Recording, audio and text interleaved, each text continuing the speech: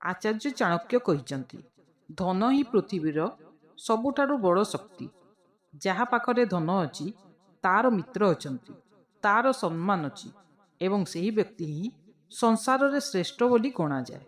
କିନ୍ତୁ ଆପଣ ଜାଣନ୍ତି କି, କିଛି ଲୋକ ଦିନରାତି ପରିଶ୍ରମ କରି ମଧ୍ୟ କାହିଁକି ଗରିବ ରହିଯାଆନ୍ତି, ଆଉ କିଛି ଲୋକ କମ୍ ପରିଶ୍ରମରେ ମଧ୍ୟ କୋଟିପତି ହୋଇଯାଆନ୍ତି?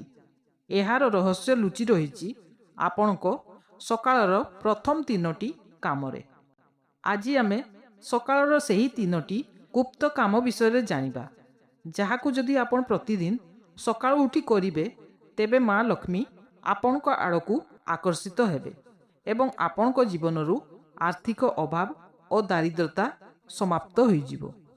ଚାଣକ୍ୟ ନୀତି ଅନୁସାରେ ସକାଳୁ ଉଠିବା ମାତ୍ରେ ପ୍ରଥମେ ନିଜର ଆର୍ଥିକ ଲକ୍ଷ୍ୟ ବିଷୟରେ ଚିନ୍ତା କରନ୍ତୁ।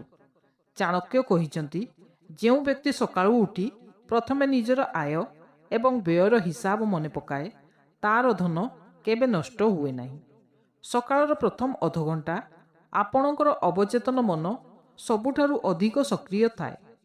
ଏହି ସମୟରେ ଚିନ୍ତା କରନ୍ତୁ ଯେ ଆପଣଙ୍କୁ ନିଜ ବ୍ୟବସାୟ ବା ଚାକିରିରେ କେମିତି ଆଗକୁ ବଢ଼ିବାର ଅଛି। ଆଜି ଆପଣ କେମିତି ଅଧିକ ପଇସା ରୋଜଗାର କରିପାରିବେ। ଯେଉଁ ବ୍ୟକ୍ତି ସକାଳୁ ଉଠି ନିଜର ଆର୍ଥିକ ଲକ୍ଷ୍ୟକୁ ସ୍ପଷ୍ଟ ଭାବେ ଦେଖିପାରେ, ସାରା ଦିନ ତାର ମାଇଣ୍ଡ ଟଙ୍କା ରୋଜଗାର କରିବାର ନୂଆ ନୂଆ ଉପାୟ ଖୋଜିଥାଏ। ଗରିବ ସେମାନେ ହୁଅନ୍ତି ନାହିଁ ଯାହା ପାଖରେ ଟଙ୍କା ନାହିଁ। ଗରିବ ସେମାନେ ହୁଅନ୍ତି ଯାହାଙ୍କ ପାଖରେ ଟଙ୍କା ରୋଜଗାର କରିବାର କୌଣସି ସକାଳୁଆ ଯୋଜନା ନଥାଏ। ଆଚାର୍ଯ୍ୟ ଚାଣକ୍ୟଙ୍କର ସବୁଠାରୁ ବଡ଼ ମନ୍ତ୍ର ହେଉଛି, ସମୟ ହିଁ ପ୍ରକୃତ ଧନ। ଯେଉଁ ବ୍ୟକ୍ତି ସକାଳର ମୂଲ୍ୟବାନ ସମୟକୁ ଅଳସୁଆମୀରେ ବା ଅଦରକାରୀ ଜିନିଷରେ ନଷ୍ଟ କରିଦିଏ, ମା ଲକ୍ଷ୍ମୀ ତାକୁ ଦାଣ୍ଡର ଭିକାରୀ କରିଦିଅନ୍ତି। ସକାଳୁ ଉଠି କୌଣସି ନକାରାତ୍ମକ କଥା ବା ମୋବାଇଲକୁ ସ୍କ୍ରୋଲ କରି ସମୟ ନଷ୍ଟ କରନ୍ତୁ ନାହିଁ। ସେହି ସମୟକୁ ନିଜର କୌଣସି ନୂଆ ସ୍କିଲ୍ ଶିଖିବାରେ ବା ବ୍ୟବସାୟର ରଣନୀତି ପ୍ରସ୍ତୁତ କରିବାରେ ଲଗାନ୍ତୁ। ଆଚାର୍ଯ୍ୟ ଚାଣକ୍ୟ କୁହନ୍ତି, ଯେମିତି ଆପଣ ବ୍ୟାଙ୍କରେ ଟଙ୍କା ଡିପୋଜିଟ୍ କରନ୍ତି, ସେମିତି ସକାଳର ପ୍ରଥମ 2 ଘଣ୍ଟା ନିଜ କାମରେ ଏଭଳି ନିବେଶ କରନ୍ତୁ ଯେମିତି ତାହା ଆପଣଙ୍କୁ ଭବିଷ୍ୟତରେ 10 ଗୁଣ ଅଧିକ ରିଟର୍ଣ୍ଣ ଦେବ। ସକାଳର ଶୃଙ୍ଖଳିତ ପରିଶ୍ରମ ହିଁ ଦାରିଦ୍ରତାର ପାଚେରୀକୁ ଭାଙ୍ଗି ଦେଇଥାଏ। ଧନ କମାଇବା ଯେତିକି ଜରୁରୀ, ତାକୁ ନିଜ ପାଖରେ ସ୍ଥାୟୀ କରି ରଖିବା ସେତିକି ଗୁରୁତ୍ୱପୂର୍ଣ୍ଣ।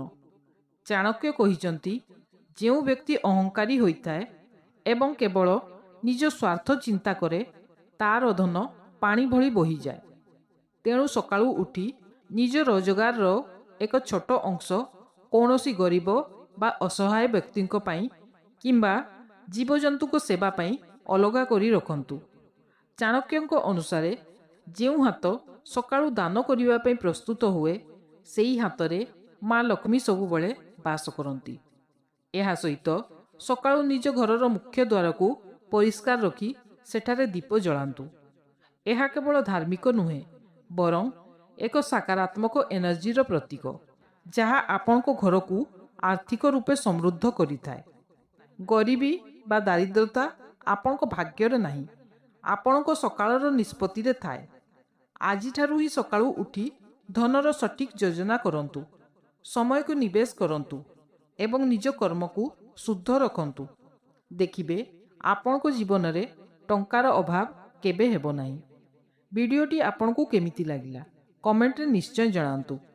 ମା ଲକ୍ଷ୍ମୀଙ୍କ ନିମନ୍ତେ କମେଣ୍ଟରେ ଲେଖନ୍ତୁ, ଜୟ ମା ଲକ୍ଷ୍ମୀ। ଭିଡ଼ିଓକୁ ଲାଇକ୍ ଏବଂ ଚ୍ୟାନେଲକୁ ସବସ୍କ୍ରାଇବ୍ କରିବାକୁ ଭୁଲିବେନି। ଧନ୍ୟବାଦ।